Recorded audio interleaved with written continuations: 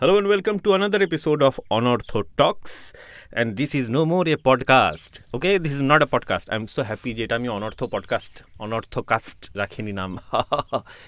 কেন কথা বলছি এরকম করে? 12 বছর আগে আপলোড হয়েছিল একটা ভিডিও, ওকে, বা লং ফর্ম কনভারসেশন, যেটা আমি আর তুমি করেছিলাম 12 বছর আগে আপলোড হয়েছিল লাস্ট এপিসোড, সেটাতে আমি বলেছি যে why I don't like this word anymore, podcast.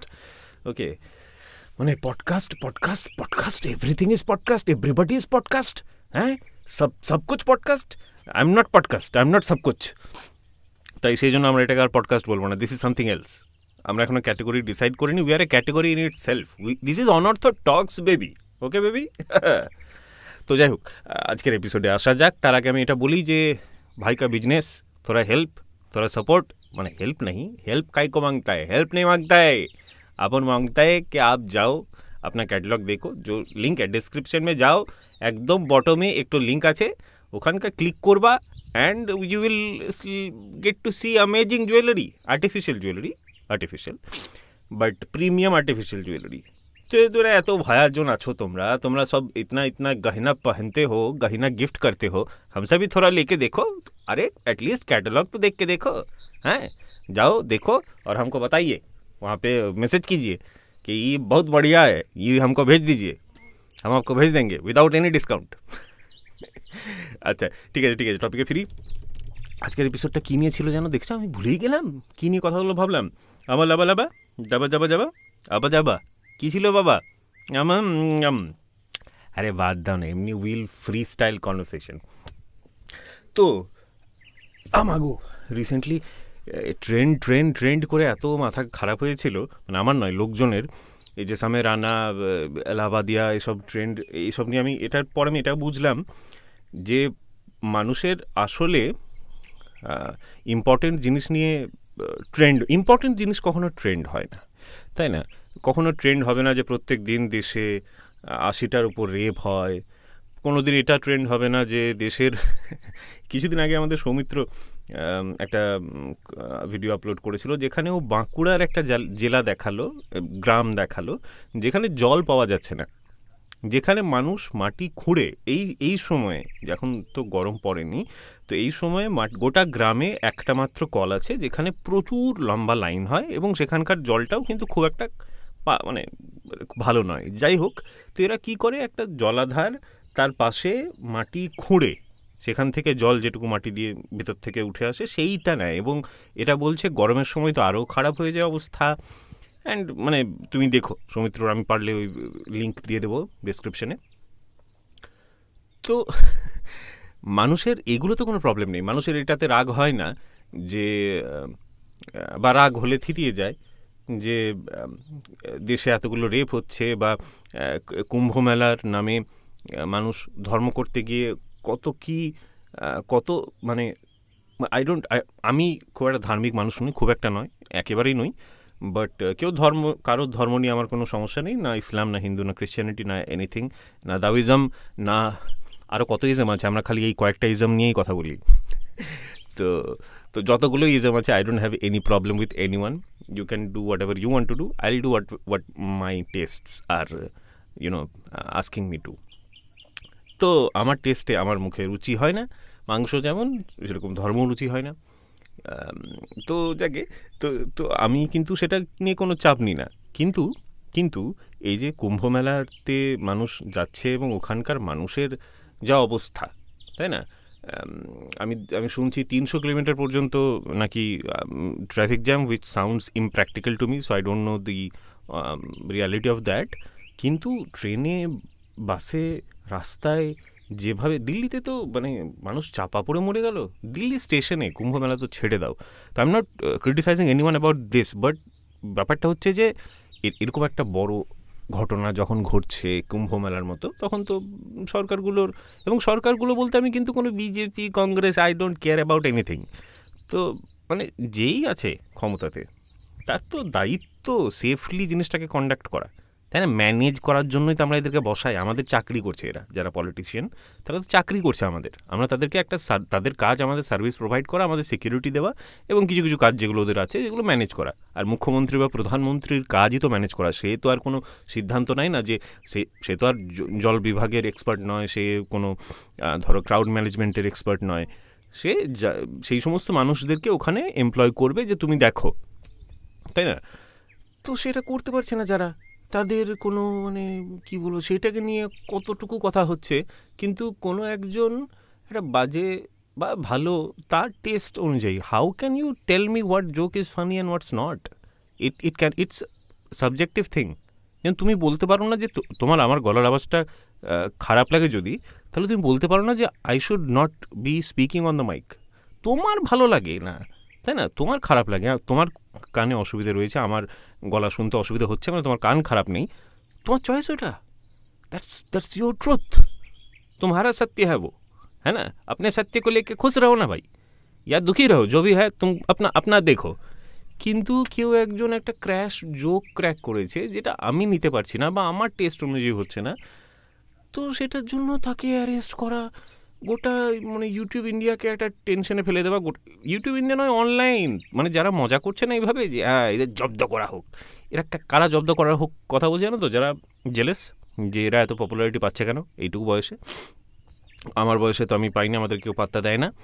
আর দ্বিতীয়ত যারা মানে বেসিক্যালি চাই যে ক্রিয়েটাররা যারা ওদের পলিটিক্স এর অনুযায়ী চলে না, তাদের জব্দ করা হোক, এবং এই জব্দটা কিন্তু প্রত্যেককে করা হবে, তাই না?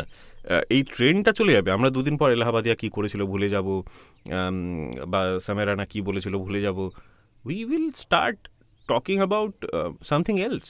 কিন্তু এই যে পার্লামেন্ট পর্যন্ত কথা চলে গেল, পার্লামেন্টে আমি কখনো মানে কি বলবো, এবং এটা নিয়ে তো উভয় পক্ষই থাকবে, কারণ এলাহাবাদিয়াকে Narendra Modi disruptor of the year award দিয়েছিল, বা সামেরানার নিশ্চয়ই কোনো না কোনো প্রোগ্রেসিভ বন্ধু থাকবে, তাই সবাইকে ঘেরা হবে।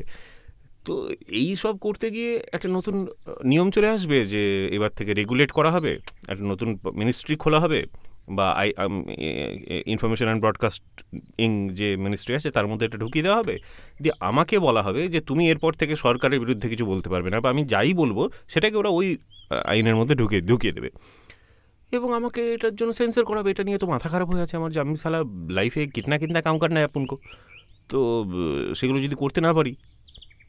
রিসেন্টলি থিয়েটার দেখতে গিয়েছিলাম কলকাতায়, দেখে এলাম নগরবাউল, অন্তরঙ্গ নাটক এর দল তাদের, আর তারপর আবার ভিটামিন এম আবার দেখলাম সহজের।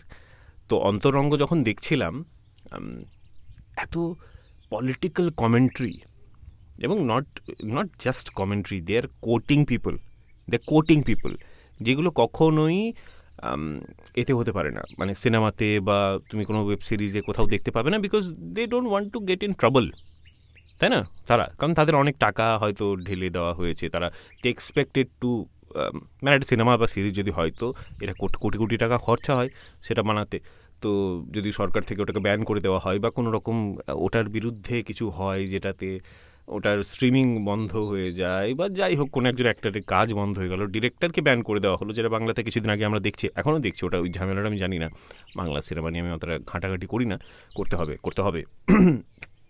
তো থিয়েটারে কিন্তু এই সেন্সরশিপটা নেই, তাই তুমি যদি ওই সেন্সার্ড কন্টেন্ট দেখতে দেখতে বিরক্ত হয়ে গিয়েছো, প্লিজ গো অ্যাহেড অ্যান্ড মানে যে কোনো একটা দলকে তুমি মোটামুটি নাম সার্চ করতে থাকো, কলকাতার নাট্য দল কারা ভালো আছে এরকম, বা যারা দেখে তাদেরকে জিজ্ঞেস করো, তুমি জাস্ট দেখো, তোমার এত ভালো লাগবে না, মনে হবে তুমি স্বাধীন। অত স্বাধীন কাজ, যেখানে যা ইচ্ছে বলতে পারে মানুষ, যা ইচ্ছে করতে পারে, যা ইচ্ছে কথা বলতে পারে, এটা কিন্তু নেই। এবং এখানে সেন্সরশিপ এখনও যে পৌঁছয়নি, এটাতে আমাকে দারুণ আনন্দ পেয়েছি আমি, এবং আরও নাটক দেখার জন্য I am looking forward to. এবং অন্তরঙ্গ দলের আই থিঙ্ক যিনি ডিরেক্ট করেছেন, বিপ্রদীপ, আমার ঠিক নামটা মনে পড়ছে না, আমি সরি, তো he was so good that day. দীপদা তো মানে যেরকম কাজ করে সেরকম কাজ করেইছে, মাথা খারাপ করে দিয়েছে। আমার ইচ্ছে করছে আমি এখন কলকাতা গিয়ে অ্যাক্টিং করি, because I want to express my self. তো এই এক্সপ্রেশনটাকে বন্ধ করে দেওয়া হবে, ফ্রিডম অফ স্পিচ ছিল না যখন কেউ একটা জোক মানে যেটা তুমি পছন্দ করো না, that is not freedom of speech, that's he is just expressing himself. He knows যে ওখানে ক্যামেরা আছে, মাইক আছে, দিস উইল বি এয়ারড, তাই না? He knows, he just thought that was funny and that can not be held against someone.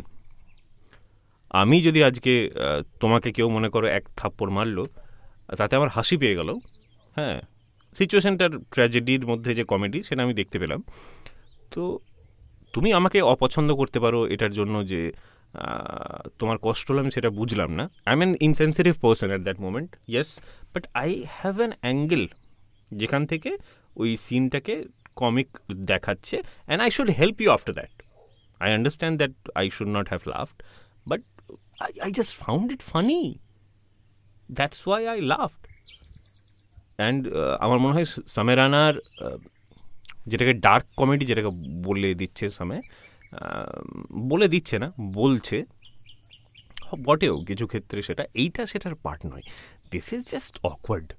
ওকে, যে জোকটা করা হয়েছে সেটা কী আছে, বাবা মায়ের সেক্স, তো বাবা মা যদি সেক্স না করেছে তো আমি কোথাতে গেলাম? আমায় কি মানে কোনো গাছ থেকে পেড়ে আনা হয়েছে না তোমার গাছ থেকে পেড়ে আনা হয়েছে? বাবা মা সেক্স করে, এবার ওইটা দেখতে পছন্দ করবে না তুমি জয়েন করবে, this is a terribly bad question. আমাকে যদি এই কোয়েশ্চেনটা করা হতো তাহলে আমি মানে হয়তো জানি না আমি কি উত্তর দিতাম সেই মুহূর্তে। এখন তো মাথাতে অনেক কিছু আসছে, because I am not on stage. আমি জানিও না যে ওই ছেলেটা কি উত্তর দিয়েছে, because I am not interested.